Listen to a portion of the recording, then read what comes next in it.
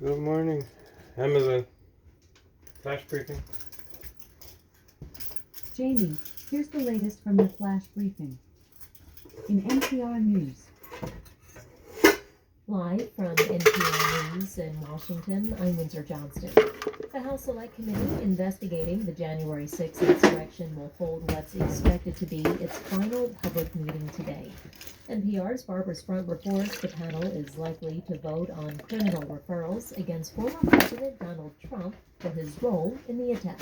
The committee will take up criminal referrals against former President Donald Trump on at least 3 charges: insurrection, obstruction of an official proceeding of Congress, and conspiracy to defraud the United States, according to a source familiar.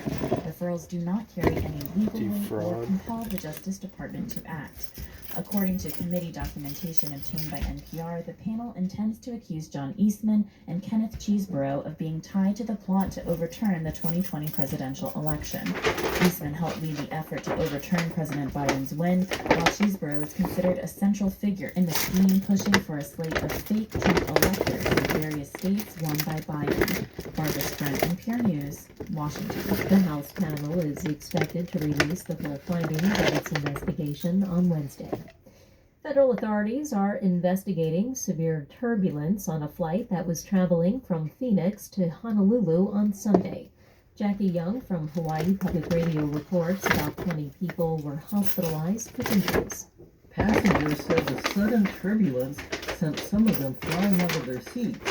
Those injured ranged in age from 14 months to adults with a variety of injuries, from head trauma, cuts, bruises, nausea, and loss of consciousness. Well, that's to be 3 expected in flight such attendants thing, were among those injured.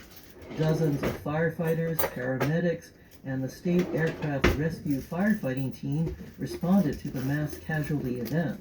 The National Weather Service believes the flight may have gone through a thunderstorm as a cold front is impacting the state. The Airbus A330 sustained internal damage and will require maintenance before flying again. For NPR News, Well, I'm sounds Jackie like it. Young in Honolulu. Dozens of sailors are missing Sounds normal after for a an warship accident. sank in the Gulf of Needs some repair. Thailand overnight. NPR's Michael Sullivan reports search and rescue operations are continuing today. The U.S.-built Royal Thai Navy corvette Sukhothai went down in heavy seas not far from the coast after it rolled hard and began taking on water. The electrical system then failed, and the ship sank shortly before midnight local time. Thai Royal Navy helicopters and surface vessels are continuing their search for the missing. That's NPR's Michael Sullivan reporting. Stocks on Wall Street are trading lower at this hour. The Dow Jones Industrial Average is down 48 points. The Nasdaq Composite down 125. You're listening to NPR News in Washington. Congress is up against another deadline this week to pass a government spending plan. Oh, Lawmakers they voted will. last week on a short-term By measure God, they to got give to have their negotiators spending more money. time to finalize a budget. Democrats and Republicans have reached a deal for the most part on more than $850 billion in defense funding, Yeah, but what remain else is odds written in over that non-military package? spending.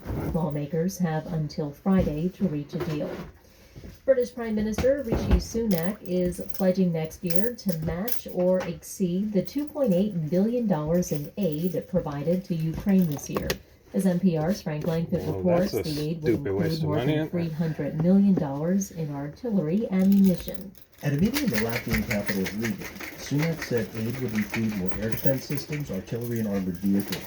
He said any Russian call for a ceasefire was meaningless, stating that the I got an Russian idea. army Everyone would fix use your a own pause in the countries. fighting to regroup and reinforce its troops. Sunak spoke during a meeting of the Joint Expeditionary Force, a group of like-minded nations including Denmark, Estonia, and Norway, focused on defending the security of Northern Europe. He told the other national leaders that Ukraine's security is, quote, our security. Frank Langford, NPR News, London. Cities and towns along the U.S.-Mexico border are working to implement emergency Ukraine, plans who wasn't even a ahead member of of an NATO, expected and y'all are surge just of all asylum gung-ho seekers for it. this week. Pandemic-era immigration restrictions are set to expire on Wednesday. I'm Windsor Johnston, and you're listening to NPR News in Washington. Don't even realize you're backing This Nazis. message comes from NPR Legitimate sponsor Nazis. BASF, changing in ways Like that once might Hitler surprise was you with. to protect the climate.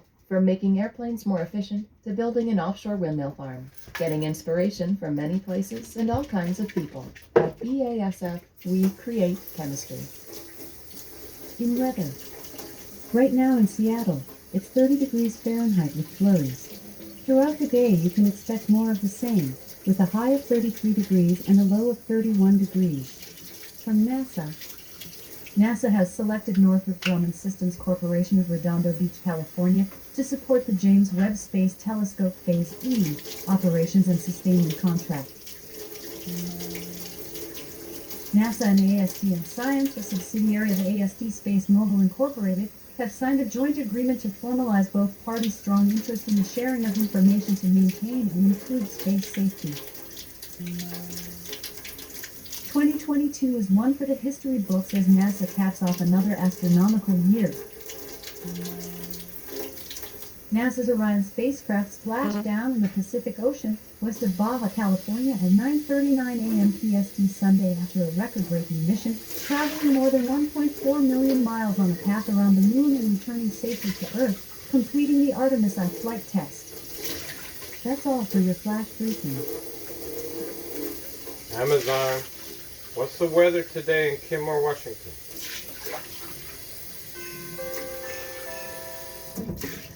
Currently, in Washington County, Texas, it's 45 That's not degrees what I asked.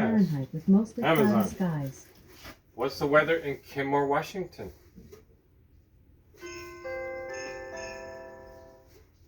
Currently, in Yakima, Washington, it's 18 degrees Fahrenheit Amazon. with cloudy. What's the weather in Kenmore, Washington?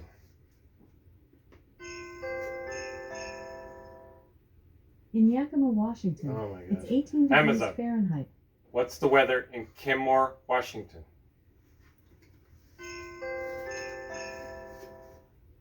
In Kenmore, Washington, Oh, it's figured it out, 29 right? degrees Fahrenheit with cloudy skies.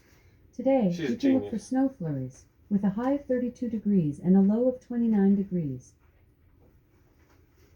So 29 to 32, snow today. It's snowing currently. I can tell you that much. Amazon. How much snow is expected in Kenmore, Washington? It might snow in Clallam County, Washington today at 10 a.m. There's Amazon. a 54%. How much snow is expected in Kenmore, Washington? Get it through It your might thick snow in skull. Clallam County, Washington not today Clallam at 10 County. a.m. There's Amazon. a 54%. How much snow is expected in Kenmore, Washington? It might snow in Clallam County, Washington I don't care today about at 10 Clallam a.m. County.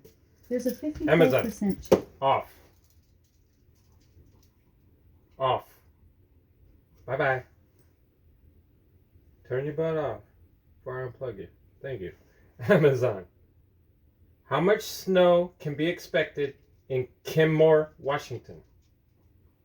It might snow in Clallam County, Washington today at She's 10 an a.m. idiot. All right, There's Amazon. a 54%. Off. I will Google it because you suck.